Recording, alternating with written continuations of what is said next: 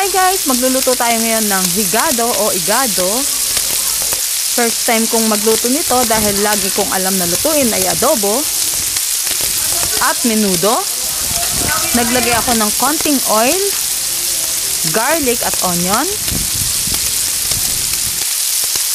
Sorry guys, itong ginagamit kong pangluto ngayon dahil nakalimutan ko ang aking magic sandok.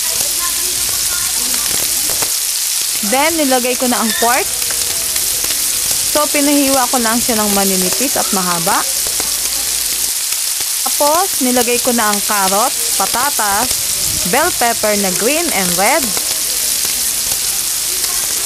Tayin ko lang maluto ng konti yung carrot.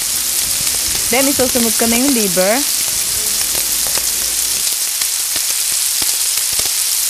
Huli ko nang nilalagay ang liver kasi kapag na-overcook, titigas masyado ang liver.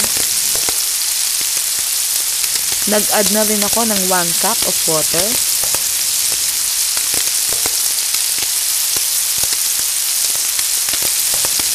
Oyster sauce. So, nilagyan ko na rin siya ng ground pepper or paminta. Then, nilagyan ko din siya ng seasoning. Kailangan din natin ng dahon ng laurel o bay leaf.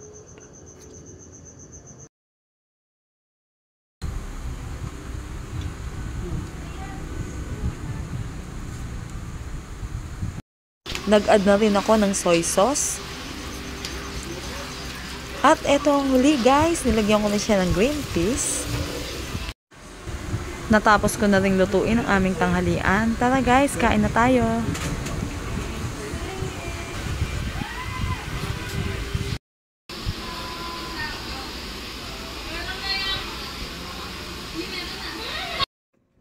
Thanks for watching.